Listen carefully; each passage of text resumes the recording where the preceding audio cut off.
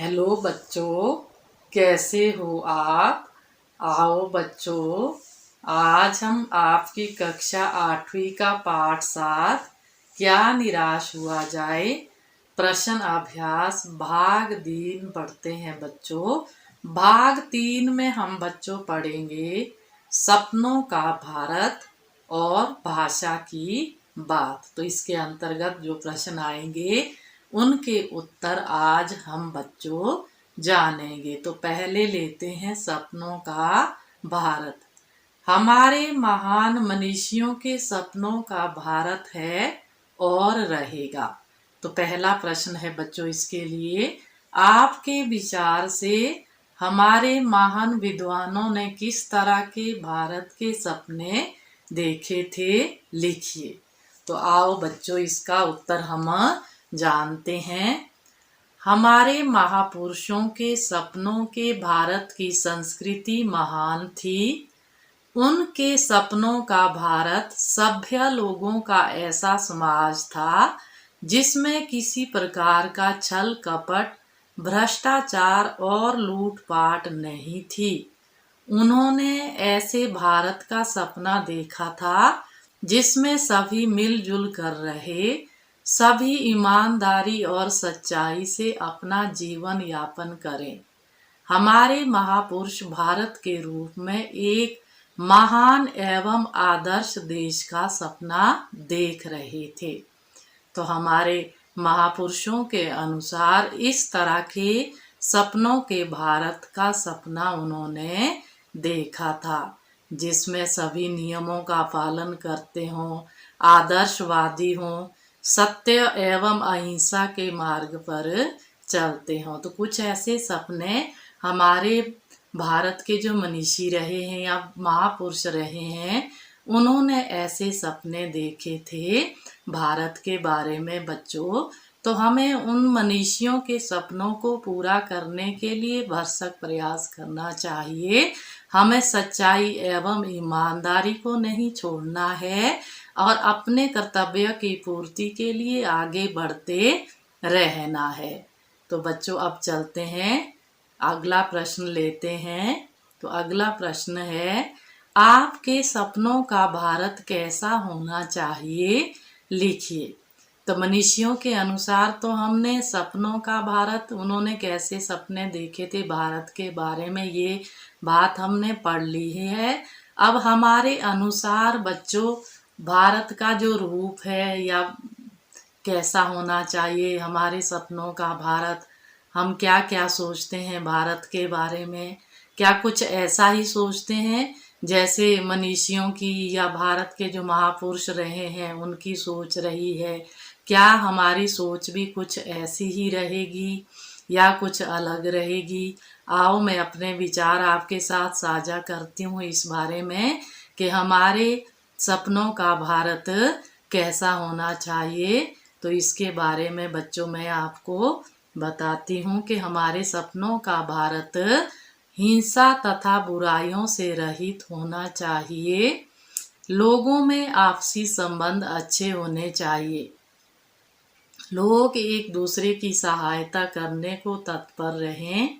इस प्रकार अहिंसा के मार्ग पर चलकर ही हम अपने सपनों के भारत का निर्माण कर सकते हैं। तो वही सच्चाई और ईमानदारी का रास्ता अपनाते हुए सत्य और अहिंसा के मार्ग पर आगे चलकर हमें अपने सपनों के भारत का निर्माण करना है और हम कर सकते हैं। तो बच्चों कुछ ऐसे ही सुझाव शायद आपके भी रहेंगे।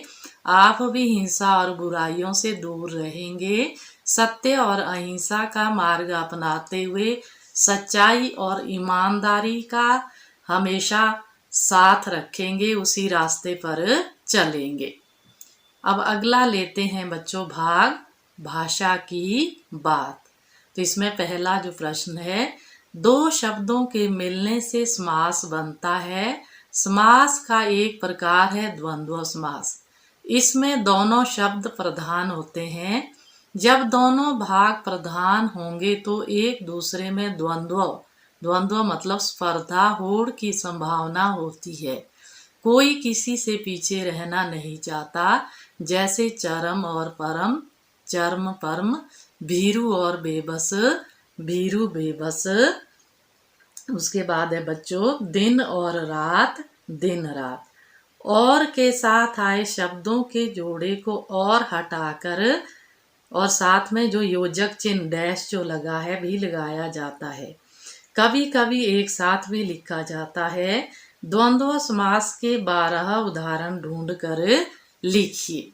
तो 12 उदाहरण आपने लिखने हैं बच्चों। कुछ उदाहरण मैंने दिए हैं, जैसे भूख और प्यास, भूख प्यास, हंसना और रोना, हंसना रोना, आते और जाते, आते जाते, राजा और रानी, राजा रानी, चाचा और चाची, चाचा चाची, सच्चा और झूठा, सच्चा झूठा, पाना और खोना, पाना खोना, पाप और पुण्य, पाप पुण्य, स्त्री और पुरुष, स्त्री पुरुष, राम और सीता, राम सीता, आना और जाना, आना जाना। तो कई बार इकट्ठे भी हम लिख सकते हैं, जैसे धर्म अधर्म हम लिख सकते हैं, शीतोष्ण हम लिख सकते हैं, धर्म और अधर्म, शीतोष्ण शीत और उष्ण। तो अब आगे दूसरा प्रश्न लेते हैं बच्चों। पाठ से तीनों प्रकार की संज्ञाओं के उदाहरण खोज कर लिखिए। तीनों मतलब व्यक्तिवाचक, जातिवाचक और भाववाचक संज्ञा। तो पहले बच्चों व्यक्तिवाचक संज्ञा लेते हैं। पाठ में से जो शब्द हैं, भारतवर्ष, तिलक, रविंद्रनाथ ठाकुर, धर्मवीर, मदन मोहन मालवीय। अब जातिवाचक संज्ञा बस, मनुष्य, महिला, नौजवान, यात्री, समाचार पत्र। अब भाववाचक संज्ञा लेते हैं बच्चों। सच्चाई, अच्छाई, मूर्खता, ईमानदारी, विनम्रता, डकैती, प्रेम, मनुष्यता, यूरोपीय। तो बच्चों ये तीनों प्रकार की संज्ञाओं के उदाहरण पाठ में से लिए गए हैं। तो आप और अधिक उदाहरण स्वयं खोजकर पाठ में से लिख सकते हैं।